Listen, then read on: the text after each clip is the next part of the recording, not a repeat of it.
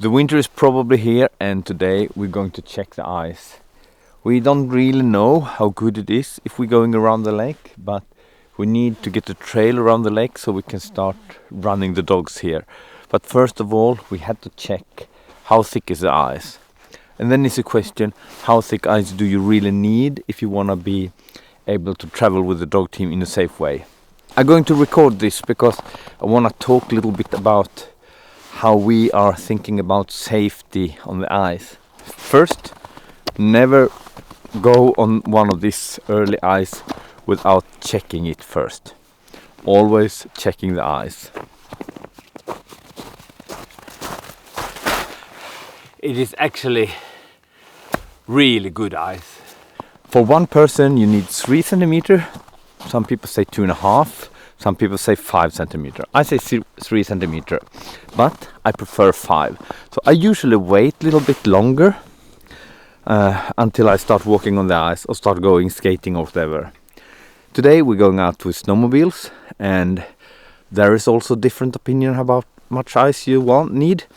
I say that I want minimum 10 centimeters, and the reason why I'm go a little bit more on thicker than actually what you need is because suddenly you go around the corner, and when you go around the corner, edge or coming out the creek, the ice could be weaker there, and then you need the marginal, So I prefer a little bit more ice than necessary. And it's also good if you're not doing it alone. So today Stina and I are going to do it together. Hello, Stina. We are talking more about the gear later on. But now we prepare the machines for taking off.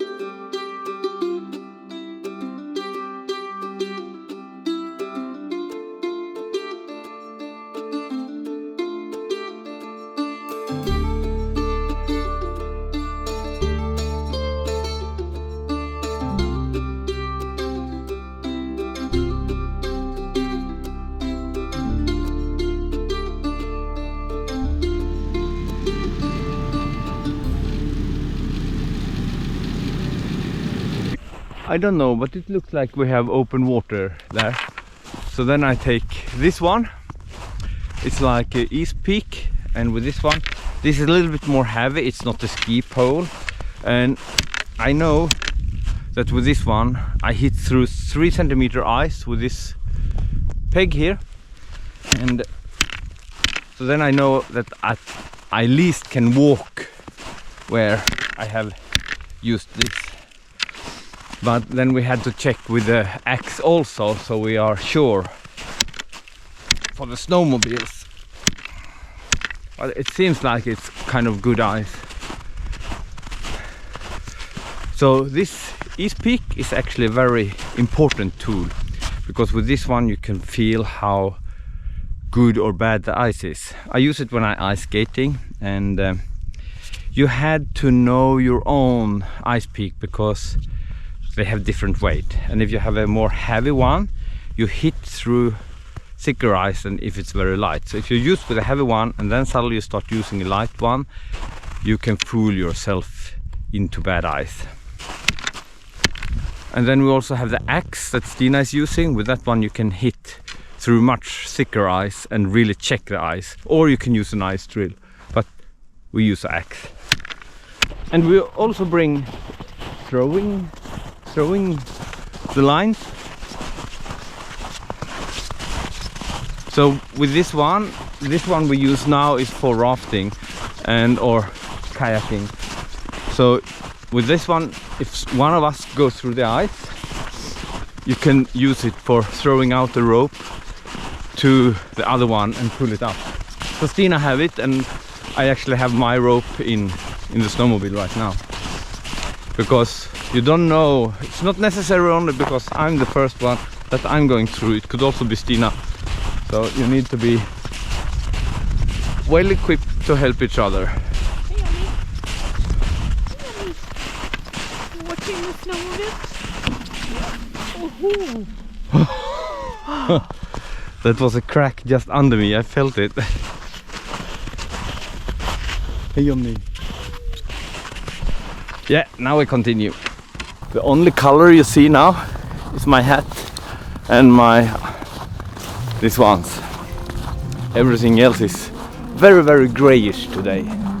Really grayish.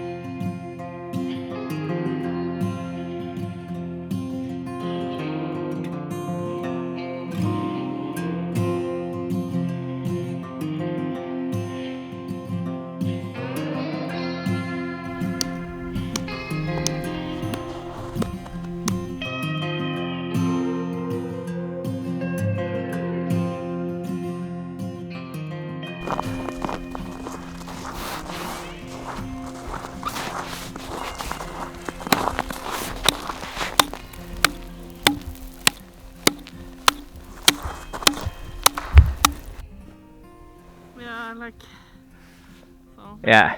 10-15. But it's thinner here. Yeah. So right here it was actually a little bit thinner because we are between an island out there and the land, and then it can be thinner. It's also very handsome to let someone else walk in front of you, because if she had been walking there, it's more safe for me to walk behind. That's really good technique. That technique is actually the best technique I can recommend you. Go behind someone else.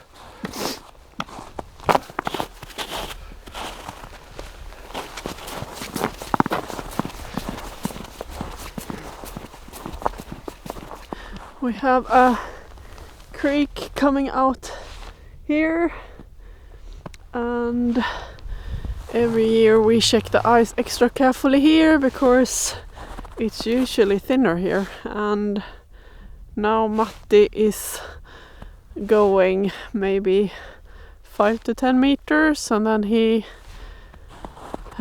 take the axe and check the ice, and then he go 5 and 10 meters more. So we're really careful when we check the ice around here. How is it?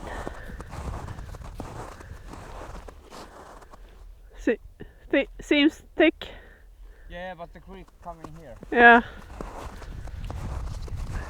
Matti, what do you have in your butt? In your butt? Oh, it's a tape. It's a really good tape. You see? So I was happy with this pants, but they cracked. And this green tape is made for houses. So now, if you can fix house with this green tape, you can fix my pants. It's really good. Yeah. Looks really nice, doesn't it? Huh? It looks really nice. Yeah, what is the name of it? Flexi or Tecoflex or Tecoflex. something like that. Yeah, you can use it for ethermats and rafting boats, pack rafts. Everything. Everything. Yeah. Better than duct tape. Yeah.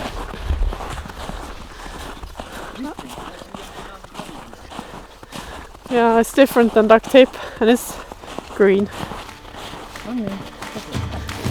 So.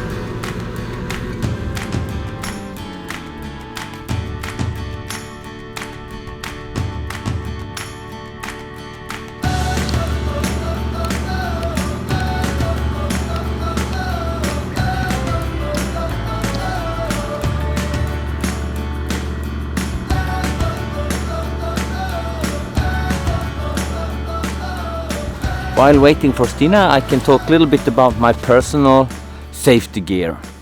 And you see these ones?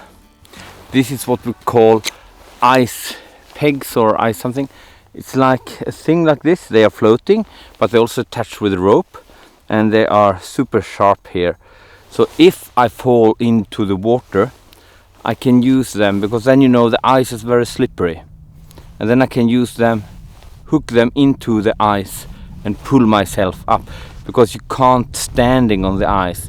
If you go through, the ice is weak, you had to crawling up on the ice, and then you use this one and pull yourself forward until you are on safe ice. You should not stand up too early. You should just crawl up, and then they are super helpful, and especially when the ice is very slippery, and all wet ice is slippery, and if you go through the ice, it's wet. Another safety thing I have is a floating thing I have under. It's not a regular floating vest that we use when we're kayaking. It's another kind of inner layer here, this black one. I put the name in the description to that, and a name and a link. They produce them in PTO, I think, and now I don't remember the name of it. I write it here.